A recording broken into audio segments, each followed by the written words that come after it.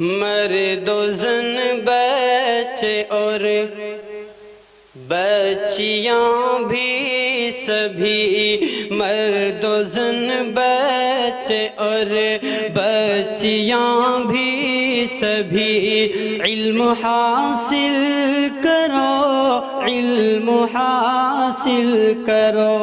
جی بہت اچھے سبحان۔ مرد و زن بچے اور بچیاں بھی سبھی، علم حاصل کرو، علم حاصل کرو۔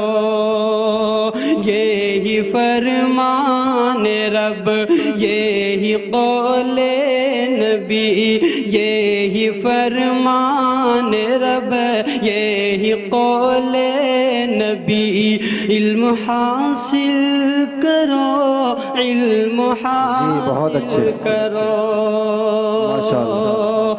زندگی کی اندھیروں بھری راہ میں، آہ میں واہ میں اور ہر چاہ میں، زندگی کی اندھیروں بھری راہ میں، آہ میں واہ میں اور ہر چاہ میں۔ میں اپنے مدرسے کے ایک طالب علم محمد صادق کو آواز دے رہا ہوں، وہ بچہ آئیں اور اپنی تقریر پیش کرے۔ بھائی جو بچے کھڑے ہوئے ہیں وہ نیچے بیٹھ جائیں، شور نہ مچائیں، بالکل بھی نیچے بیٹھ جائیں، سکون کے ساتھ میں پروگرام کو سنیں۔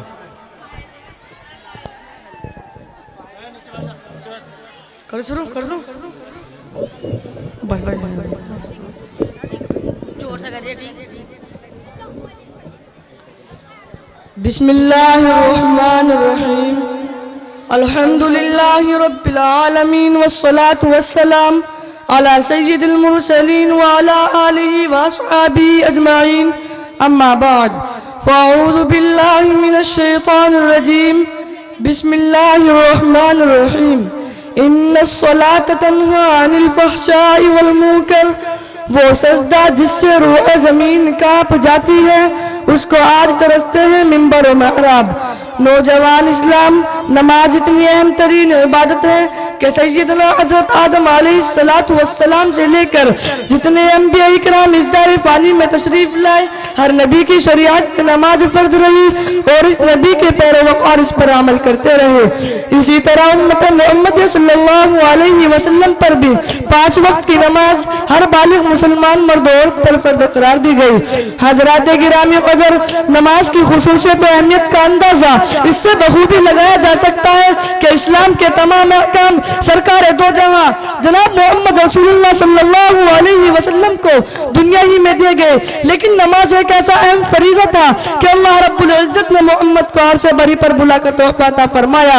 یہی وہ عبادت ہے جس سے انسان کو کبھی چھٹکارا نہیں، چاہے سفر میں ہو یا حضر میں، گھر میں ہو یا باہر، مکانوں میں ہو یا گزرگاہوں میں، میدانوں میں ہو یا پہاڑوں پر، سنسناتے ہوئے نیزوں کے ضد پر ہو یا چمکتی ہوئی تادار کے سائے میں، غمی میں ہو یا خوشی میں، نبی ہو یا ولی، مفکر ہو یا مدبر، غز دنیا کا کوئی بھی مسلمان، غریب و امیر، ذات و پات، حسب نسب کا کوئی امتیاز نہیں، فرمایا کہ قوم کی کوئی تخصیص نہیں، ہر ایک کو خانہ خدا میں ایک ہی ساتھ سجدہ ریز ہونا ہے۔ ایک ہی صف میں کھڑے ہو گئے محمود ایاز، نہ کوئی بندہ رہا نہ کوئی بندہ نواز۔ نبی دو عالم صلی اللہ علیہ وسلم نے تارک الصلاۃ پر جو وعدہ فرمائی ہے، ذرا اس کو بھی ملاحظہ فرمائے۔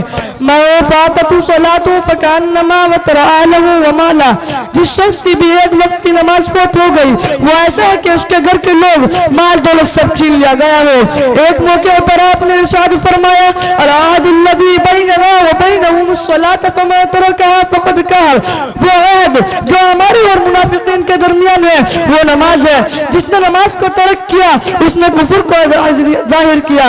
دوسری حدیث کے اندر شہنشاہ بطا نے نہایت ہی تحذیر آمیز انداز میں فرمایا، جس شخص نے نماز کو جان بوجھ کر چھوڑا اللہ اور رسول اس سے بری ہے۔ ایک جگہ آپ نے فرمایا، جو شخص نماز کی حفاظت کرتا ہے وہ نماز قیامت کے دن اس کے لیے روشنی ہوگی اور رحمت ہوگی اور اس کی نجات کی سرٹیفکیٹ ہوگی. اور جو شخص نمازوں کی حفاظت نہیں کرتا نہ اس کی نجات ہوگی اور نہ نجات کی سند اور نہ اس کے پاس کوئی روشنی ہوگی. وہ شخص اسی حالت میں قارون، فرعون، حامان ابی بن خلف کے ساتھ جہنم میں داخل ہوگا. حدیث مقدسہ سے معلوم ہوا جس شخص نے حکومت و سیادت میں پس کر نماز چھوڑی اس کا حشر فرعون کے ساتھ ہوگا، اور جس شخص نے زراعت میں لگ کر نماز چھوڑی اس کا حشر حامان کے ساتھ ہوگا، اور جس شخص نے تجارت اور کھیتی باڑی کی وجہ سے نماز ترک کی اس کا حشر ابی بن خلف کے ساتھ ہوگا، اور جس نے دستکاری کی وجہ سے نماز ترک کی اس کا حشر قارون کے ساتھ ہوگا. قسم ہے رب ذوالجلال کی جس کے قبضے میں میری جان ہے. ہمارے اقوال بدل سکتے ہیں، ہمارے خیالات غلط ہو سکتے ہیں. جو رحمت للعاشقین ہے، شفیع المذنبین ہے، راحت العاشقین ہے، ان کا فرمان کبھی غلط نہیں ہو سکتا. اب میں انہی چند باتوں پہ اپنی تقریر ختم کرتا ہوں. وآخر الدعوانا الحمدللہ رب العالمین.